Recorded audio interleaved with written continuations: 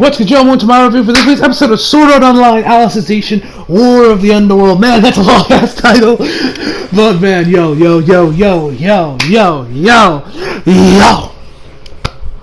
This episode was fucking fire. That art animation, though, we're seeing? Oh, Lord! That was some hot shit. And that final shot!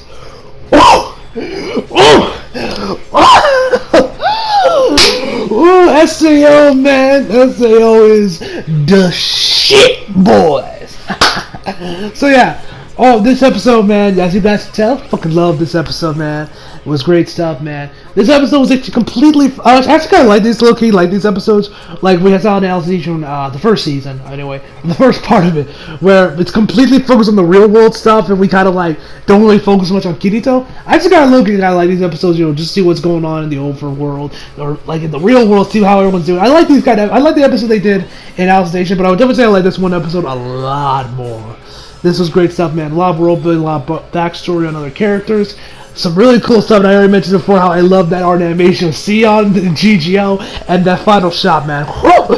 And yo, 4 Eyes, that man, like, did Richie from It take over, man? Because that man's straight savage.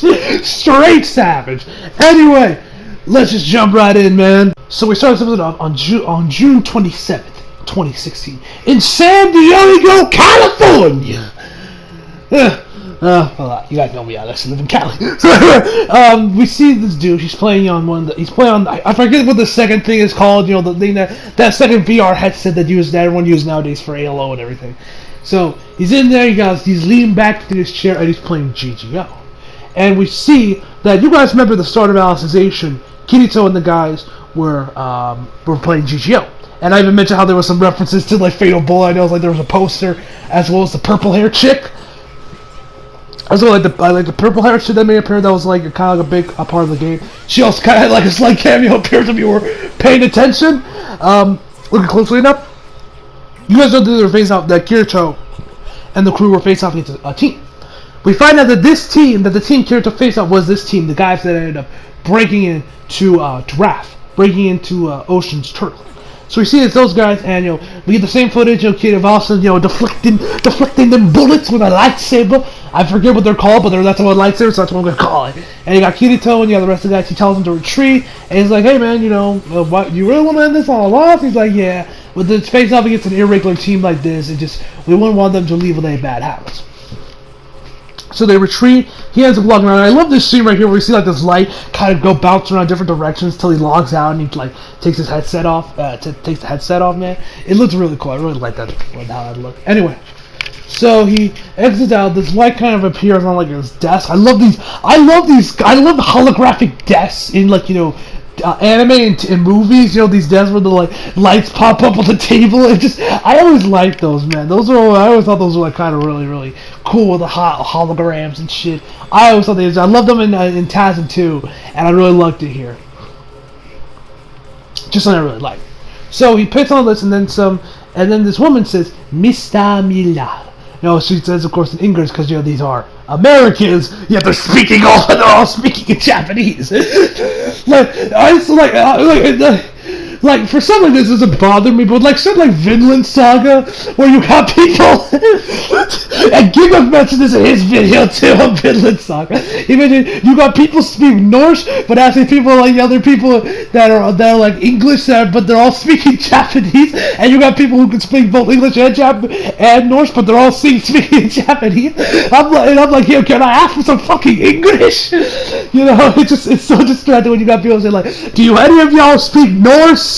When you're speaking and all speaking Japanese. I just find that hilarious, man. I just find that out. I'm just like, can I get some English around here, please? With studios? Anyway. Anyway, enough of that tangent. So, he says that the NSA wants to talk to him. Yes, the NSA. Yeah, National, like, what is that, the NSA? National Security Association? I think that's what the NSA stands for. Anyway, they come in there, and they're about as suspicious as you would think. Suits and sunglasses indoors at night. Could you scream, "I am a secret agent," any more than you wearing a suit and sunglasses in the middle of the night, man. Like, you look suspicious as fuck, man. I'm sorry, but anyway, the dude tells them that they're setting them off on a mission. That he wants to give them a mission. This mission is to retrieve the soul translation tech that Raph has, because of course of the soul Alice. And if they with their they tells them they know how to analyze human souls as well as copy them. And he wants them to get that tech back because of Alice. Because if they let Alice fully develop, they'll put that into jeopardy. They'll put that weapons, which will disrupt the military power level of East Asia. I don't know how this is a problem for the U.S., but apparently the U.S. wants the tech because of course they do. I don't know why Ricky's dissing us like that. Like, you couldn't make them Russians, man? What is this, revenge for Logan Paul? Anyway, so the dude comes in there. So no, excuse me. So they tell him more about what's going on there, and he tells that the U.S. wants the tech. So he's like, okay, tell me what the specifics are. He tells him more about Ocean's Turtle and all that stuff about the base and everything. And then he says that he's in, and he says he is, that he'll take the team, that'll create the team and lead it himself. And also, one of the one of the NSA guys say that, remember, the USA is not involved in this mission, i.e., if you get caught, we ain't getting you out. That's essentially what he means when he says the U.S. isn't part of this mission, even though that they're the ones setting him out. It's like if you get caught, this ain't our problem, that kind of thing. So yeah. So then we're back over to the base itself. They're in the main control room. The guys are trying to figure out what's happening. One of the guys picks up one of the other guys, the guy with the glasses. Or the guy with the face tattoo picks up the dude with the glasses by his shirt. It's literally about being like, you clitter, or what was it? Clitter? I think his name was Clitter? I'm probably saying it wrong. He says, you bastard. How many? Just say that again. And then he says, I'll repeat as many times as you want, Vastaco. Listen up. This console is locked tighter than a pile of dry turds. I could crunch the numbers on the laptop we brought until we die of old age, but I'll never crack it, he says. And he's like, oh, you're missing the point, Dan Forrest. He's like, you made us wait. You said we came here too late because we took a long to break in. And he also talks about how, he says like, oh, all I did was point off that. And he tells him that he was too busy being, cowering behind during the battle, that he sure is cocky. And so the other guy, the main leader, tells him, okay, that's enough, you two. There's no point pointing fingers at each other. We consider what our next move is, all right. I know there's a lot of English I should say, with these guys. Like, there's times where they like straight up just say stuff in English and there's like no subtitles. And this dude calls the dude with like the main blonde dude, who, by the way, Reki, he is over. You don't need to use rape with him. Please refrain from having this man rape somebody. Thank you. Sorry, so to tell you, because you all know how Reki is with rape. He thinks because literally his villains most of the time are already over, but yet the man has to just be like, now I'm gonna throw rape in there. Like, hopefully he doesn't do it this time. At least this season, Maybe the next Alicization season he'll go back to using rape. I hope not. I sure hope not. But whatever the case may be, like he says, he says yes, but bro, like he legit says bro. Not Uni-chan or anything like that. And so from there, they recap the rest of the plan. It's like, okay, we're inside here. They're trying to figure out how to get inside. He asked one of the guys, like, hey, do you know how to get to the door?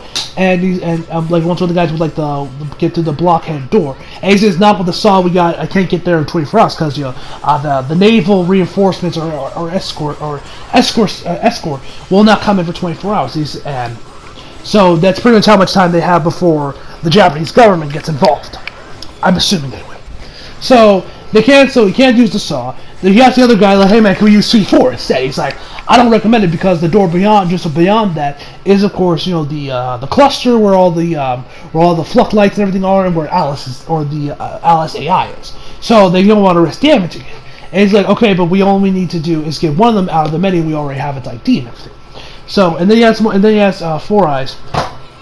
Or Clitter, and so like, hey man, are you incompetent enough to be outdone by amateur tech? He says no.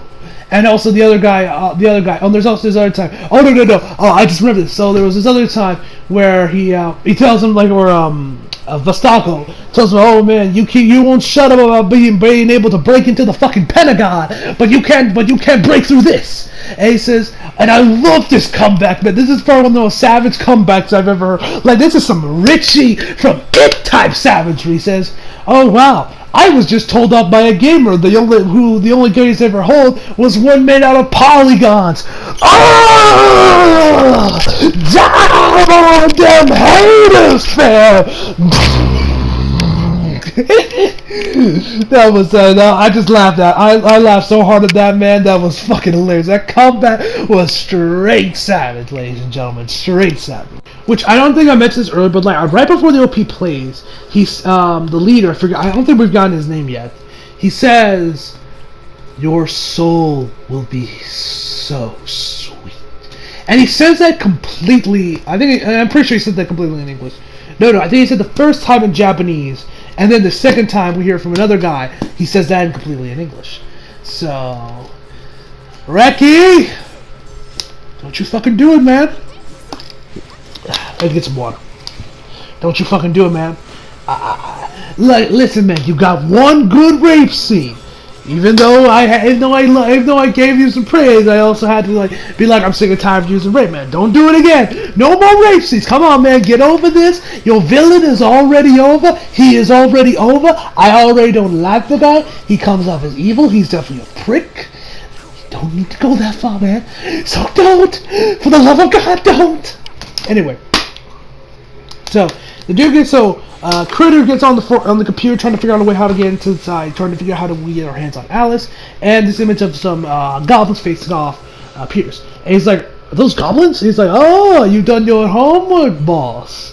And then Vastago, he says, "No, man, those are a little big for goblins. They're hobgoblins." And then so from there, they kind of keep going on about how to get in there, and we get this one phrase I loved here where Critter says, yes, boss.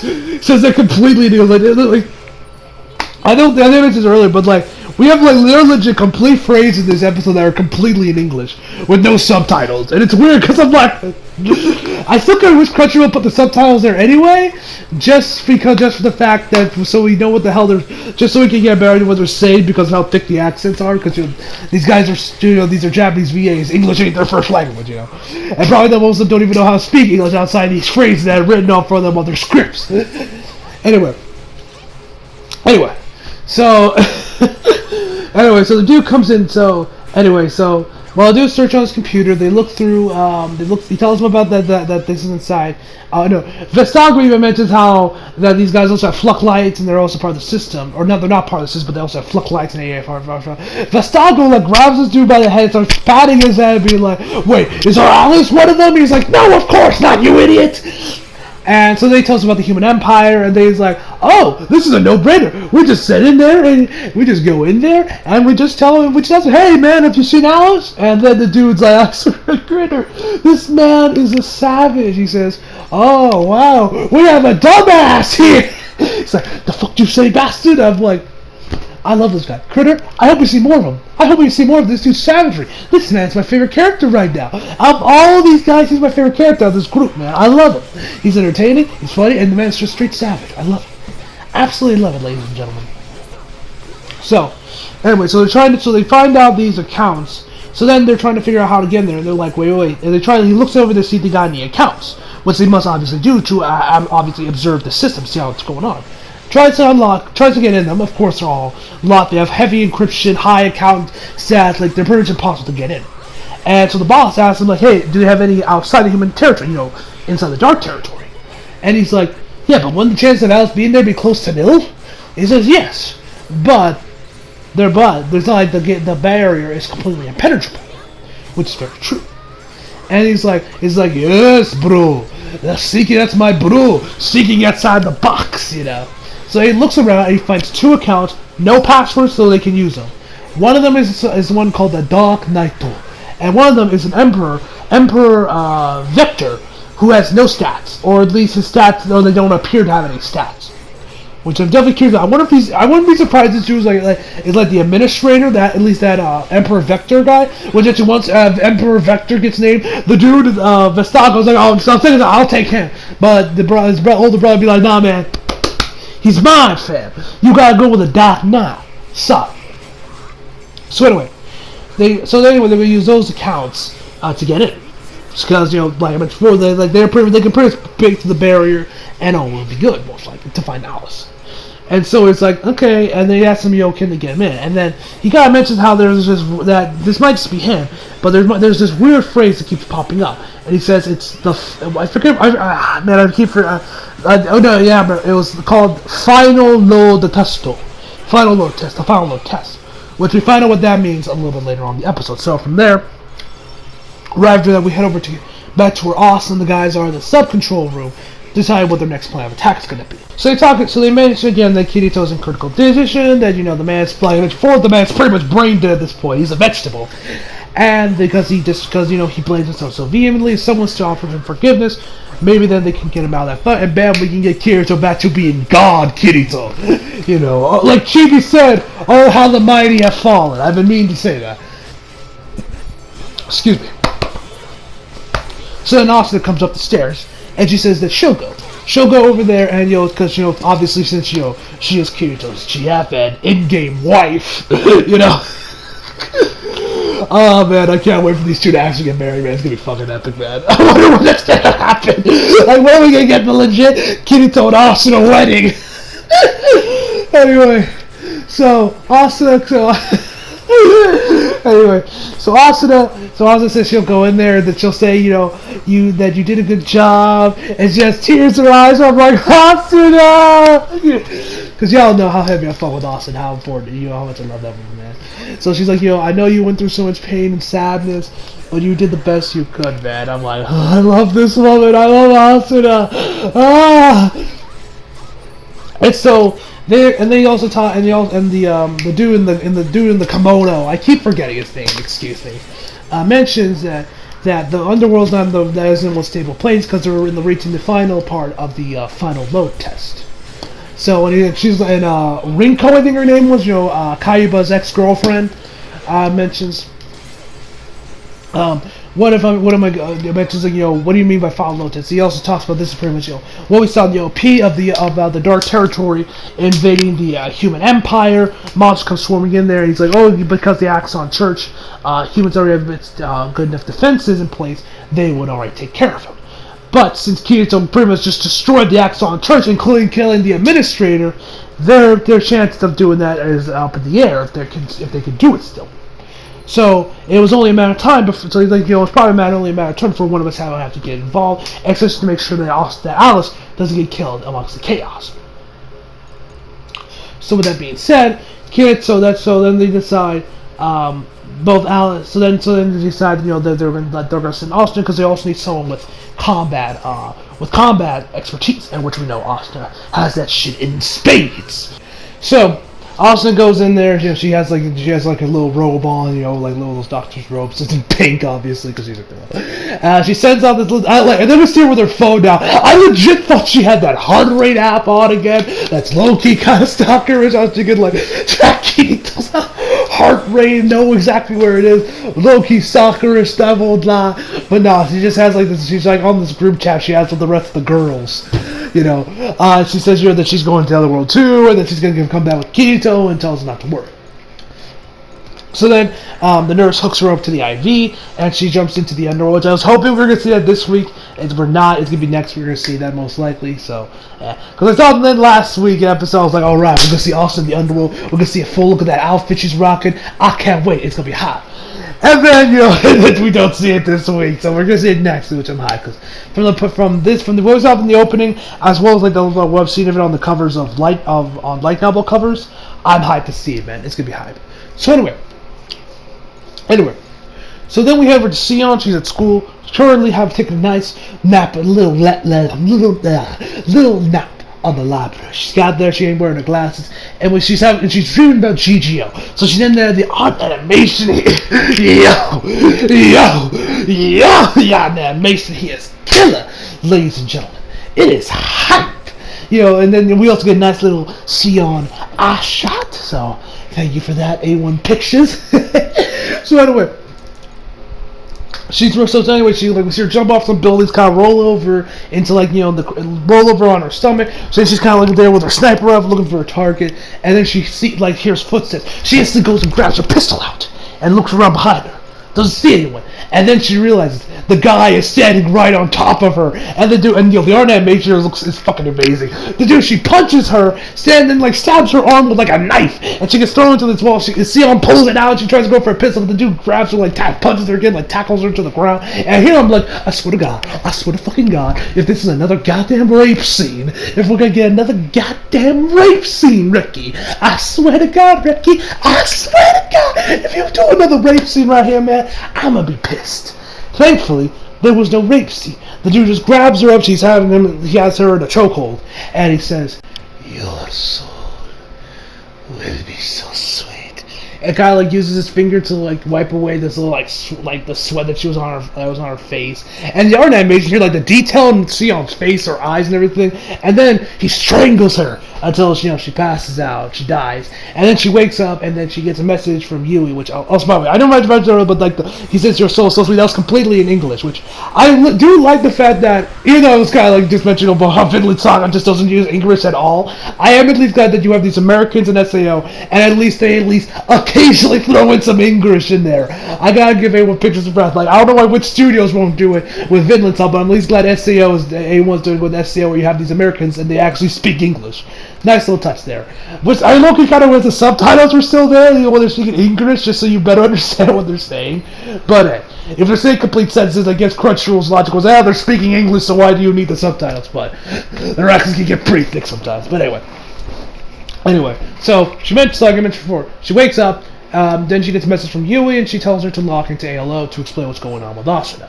So she just goes over and tells him that Daddy's flux light is broken and is messed up, that he needs that Asuna's gonna go in there to fix it. And the guys kind of started to mind, and then Clyde's like, man, is there anything we can do? And Yuki says, that she might not Yuki. Yui says Yuki's dead, long dead.